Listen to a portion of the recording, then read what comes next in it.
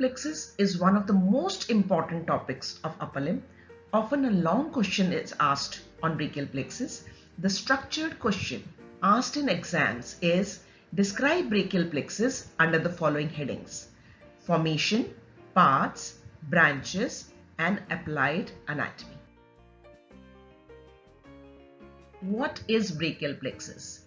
Brachial plexus is a network of nerves that innervates all the structures of the upper limb along with most of the muscles in the pectoral, shoulder and scapular region.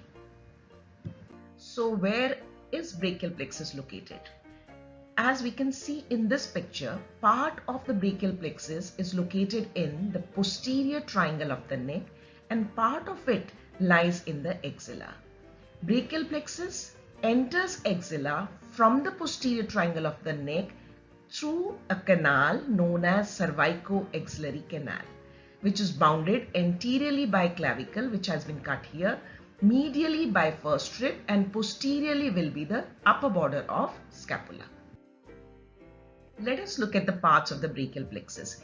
Brachial plexus, it resembles an inverted tree. So therefore, its parts are also like the parts of a tree, and they are roots, which can be seen here. These are the roots to begin with. Then we have trunks, then we have divisions, and then the cords are there and their branches. Roots, trunks and divisions of brachial plexus, they are located in the posterior triangle of the neck above the clavicle. That's why they constitute the supraclavicular part of brachial plexus. Whereas the cords and the branches of the cords, they lie below the clavicle within the axilla and they constitute the infraclavicular part of brachial plexus. Let us see how the brachial plexus is formed.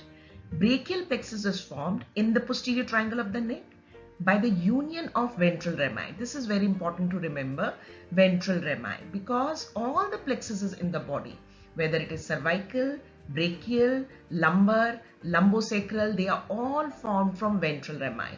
The whole of the anterior aspect of the trunk as well as whole of the limbs, upper and lower limbs, they are always supplied by ventral rami. So the brachial plexus is also formed by the union of ventral rami of 5th, 6th, 7th and 8th cervical spinal nerves and the first thoracic nerve.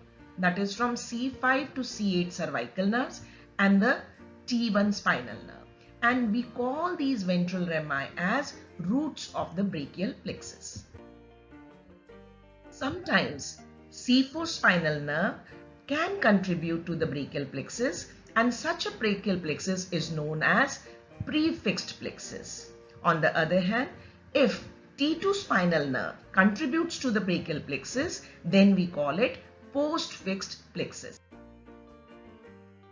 As mentioned earlier, here we can see there are total 5 roots of brachial plexus, and these are the ventral rami of C5, C6, C7, C8 and T1 spinal nerves. After roots, the trunk and division part of the brachial plexus comes. In total, there are 3 trunks, upper, middle and lower. Let us see how they are formed. The ventral rami of C5 and C6 spinal nerves, that is this one, the C5 and the C6 spinal nerve. Remember the ventral rami. They unite together to form the upper trunk. The ventral ramus of C7 spinal nerve continues as middle trunk. The ventral rami of C8 and T1 spinal nerves, they unite to form the lower trunk. Now each of these trunks, they divide into an anterior division and a posterior division. So here also we can see anterior and posterior division, and the lower trunk also divides into a posterior division is here and the anterior division. So there are 3 trunks in total, upper, middle and lower, and each has got 2 divisions, anterior and posterior division. After divisions, we have cords of the brachial plexus. So let us see how the cords are formed. We have already seen that all the 3 trunks, they divide into anterior and posterior divisions. The anterior divisions are shown in black lines, whereas the posterior divisions are shown in yellow line. So these divisions, they will be responsible for the formation of three chords, and these are lateral, posterior and medial. So lateral cord is formed by joining of anterior division of upper and middle trunk, whereas the medial cord is continuation of the anterior division of lower trunk, whereas the posterior cord is formed by joining of posterior divisions of all the three trunks. Now there is another thing to note here. When we look at the body in anatomical position, then the upper part of the neck is continuous with the lateral side of the upper limb. Therefore, the lateral cord will be contributed by the upper two trunks, that is the upper and middle trunks. Their anterior divisions will join to form lateral cord. Whereas the lower part of the neck is in line with the medial side of the upper limb. So therefore, the medial cord is formed by the continuation of the anterior division of lower trunk. So we have to remember that both the lateral and the medial cord, they are formed only by anterior divisions. And it is very simple to understand that posterior cord, that is formed by joining of posterior divisions of all the three trunks. This picture shows the position of the three cords in the axilla and their relations to the axillary artery. So we can see here, this is the lateral aspect. We can see the humerus here and we can see the ribs here. So this is the medial aspect. So this is the lateral cord we can see here, which is formed from the upper and the middle trunk. So this you can see is running on the lateral aspect of the axilla. This is the medial cord, right, which is continuation from anterior division of the lower trunk. So this is the medial cord. And the posterior cord is hidden because it is behind the axillary artery. So this is the posterior cord. And the three cords, they are related to the axillary artery according to their names. That means the lateral cord here is lateral to axillary artery, medial cord is medial to axillary artery, and the posterior cord is posterior to the axillary artery, especially the second part of the axillary artery. So what are the branches of brachial plexus? In total, we have 17 branches for nerves arising from the brachial plexus. 2 arise directly from the roots, 2 from the upper trunk, and 13 from the cords. So let's see which nerves arise from the roots. So there are 2 nerves which will arise from the roots. We can see here, these are the roots of the brachial plexus. The first nerve which you can see here, this is the dorsal scapular nerve. So as the name suggests, this is going to go to the scapular region. So first is dorsal scapular nerve and the root value is C5. Another nerve, that is long thoracic nerve, as the name suggests, it is very long, is going to run on the thoracic region. This is the one which supplies serratus anterior. So this long thoracic nerve, its root value is C5, C6 and C7, and this also arises directly from the roots. So how many nerves arise from the roots? 2. First is dorsal scapular nerve, the root value is C5, and the second is long thoracic nerve, the root value is C5, C6 and C7. Now there are 2 nerves which arise from the upper trunk. So we can see here, the first one is suprascapular. So this is the suprascapular nerve and the root value is C5 and C6. Now why the root value is C5 and C6? Because upper trunk is formed by the union of C5 and C6 roots. So both the nerves, their root value has to be C5 and C6. The other nerve which runs more anteriorly and goes to the subclavius muscle, this is known as nerve to subclavius, and you can also see the root value is C5 and C6. So in total now we have seen 4 nerves arising, 2 from the roots, 2 from the trunks. Which trunk? Only the upper trunk. From the upper trunk, first is suprascapular nerve going to the scapular region. Another is nerve to subclavius which will be innervating subclavius muscle. the middle trunk and the lower trunk and the divisions of these trunks, they will not give any branches. Let us look at the branches from the three cords of the brachial plexus. We'll start with the lateral cord. So lateral cord will give rise to three branches, or three nerves will be arising from lateral cord, and they are, you can see here the word lateral, right? So the two branches which will be arising from the lateral cord, their name is going to begin with the word lateral. So first you can see here is the lateral pectoral nerve, and the second is the lateral root of median nerve. Median nerve, as the name suggests, it runs in the median region of the upper limb, right? So it will be contributed both from the lateral cord as well as from the medial cord. So it has got two roots, lateral root and a medial root. So here the two nerves that we have already seen, the first one is the lateral pectoral nerve and the second one is the lateral root of the median nerve. Then we have another nerve, that is musculocutaneous nerve. As the name suggests, it is going to supply the muscles, and it supplies muscles actually of the anterior compartment of the arm, and then it becomes cutaneous.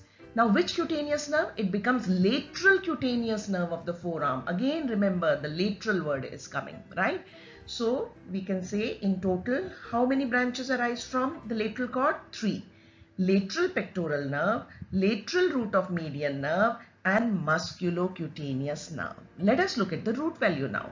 The root value will be C5, C6 and C7. Why is it so? Because the lateral cord is formed by union of the anterior division of upper trunk.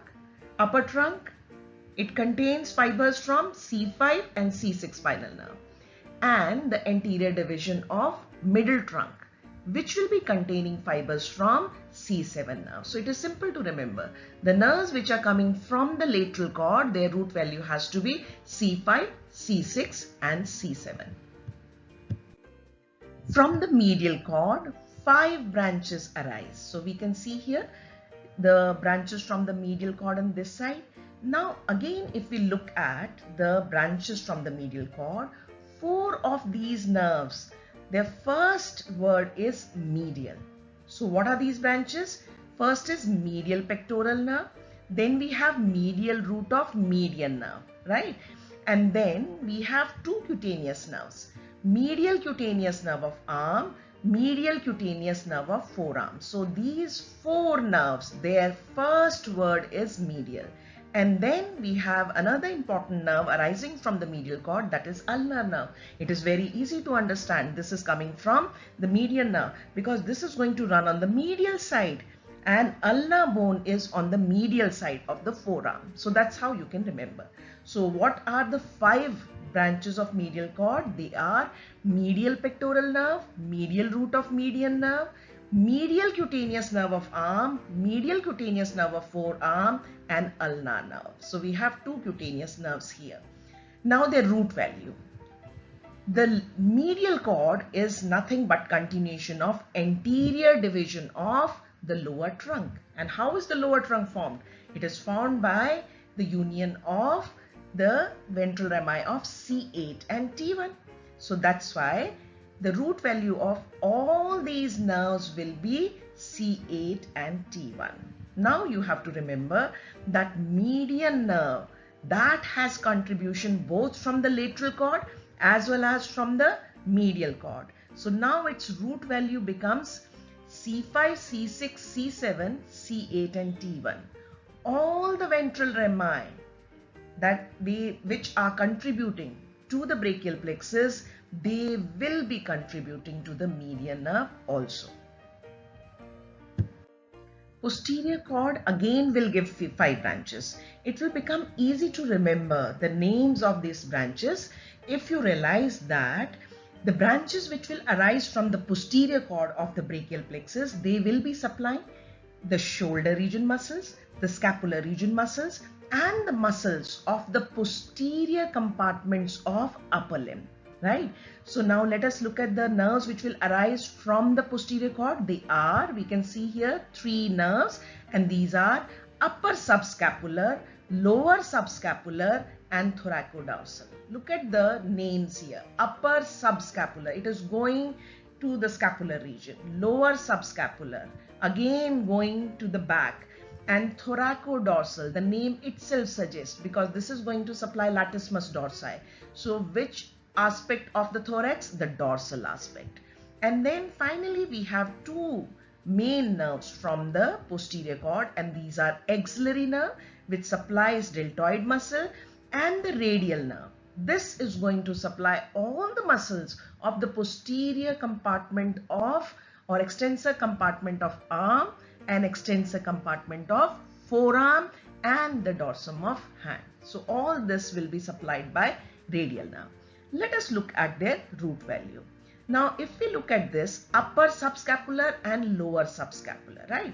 First of all, let us see here the posterior cord that has contribution from all the ventral rami which are forming the brachial plexus. That means it contains fibers from C5 till T1 spinal nerves.